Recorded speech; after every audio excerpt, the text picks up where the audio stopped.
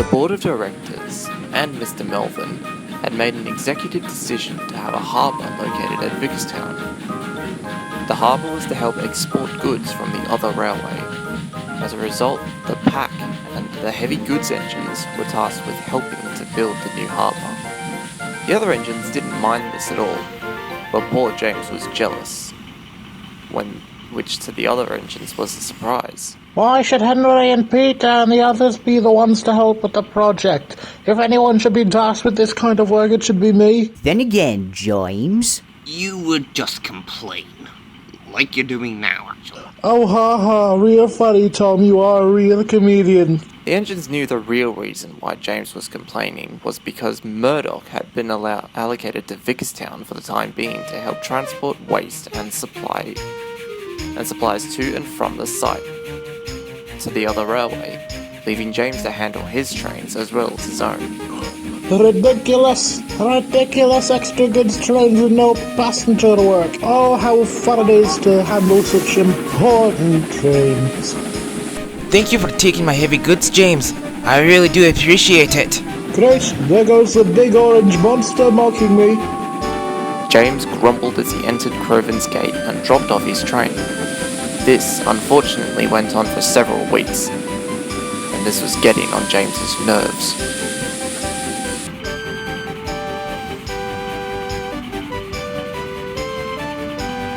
I'd rather have something better to do than pull Murdoch's long and heavy trains. well, lucky for James, you get your wish. Bear is absolutely right, James. What are you on about? It just so happened that poor Peter burst his safety valve. Although Henry, Neville, Hero and Murdoch can manage without Peter, Mr. Melvin thought it would be best to send another engine to help. With Donald and Douglas away on the Little Western and Clan Lion at the works, James seemed to be the only available engine. James was delighted to catch a break from long, heavy goods trains, but that mood seemed to change when he arrived. He saw the pack clearing away the dirt and the engines transporting building materials.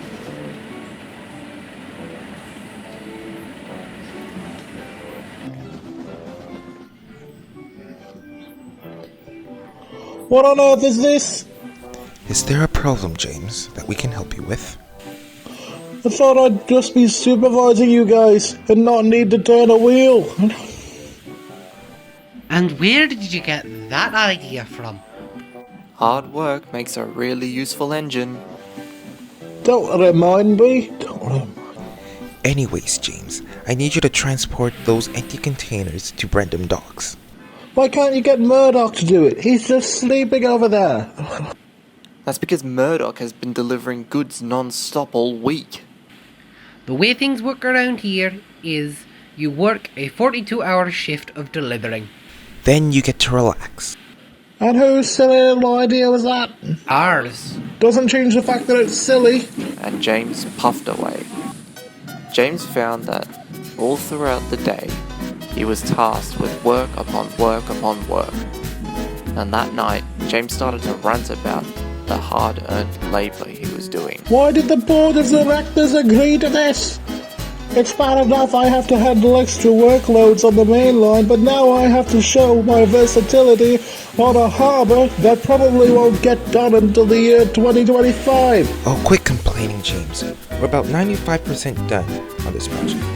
And that was thanks to a heavy goods team. 95% doesn't cut it, Hero. There is still work to be done, and you know that. But if you would stop complaining, we would be able to finish quicker. This gave James a terrible idea. He knew that Murdoch had one more day off, so he was going to trick him into doing all of his work.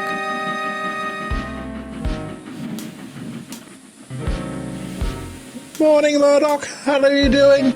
I'm doing alright, James. Just enjoying my day off before I, Go back to work.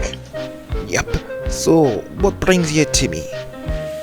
Well, I have to go to the works. You see, there was a problem with my whistle, so I've got to get it checked out. I know you have the... I'll say no more, James. I'll do your jobs. Well, just this once for you. Oh, thank you, Murdoch. You're a lifesaver. And the mighty 9F left. Surprisingly, Murdoch did James's work very well, until he was told to take some trucks to Ellsbridge. Little did he know, the trucks thought James was pulling them. Come along, you lot. Let's get a move on. We gotta be at Ellsbridge as soon as possible. Right you are, Murdoch. Murdoch rushed down the main line, trying to keep to time.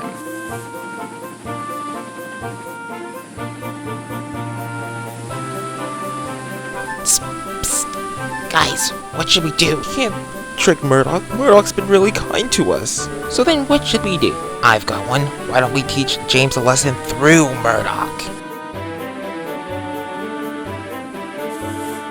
And that's what they did. When Murdoch charged up Gordon's hill, the trucks held their brakes, I don't remember this hill being so heavy. and the coupling snapped, sending Murdoch careening down the hill. Murdoch jumped the tracks and landed into the field.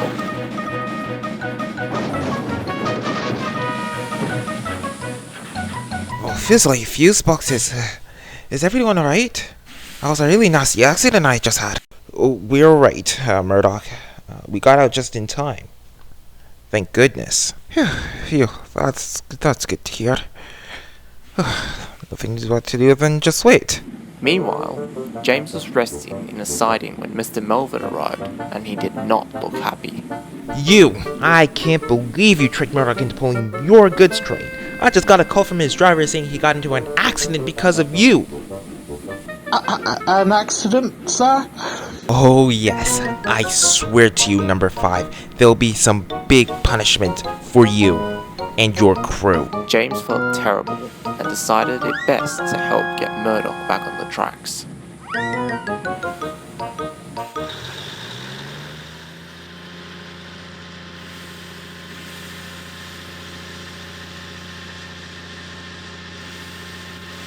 Are you okay, Murdoch? How do you feel? Oh, I'll be fine, sir. Nothing too major. I should be back into service as soon as possible. Probably by next week, actually. I'm glad to hear it, Murdoch.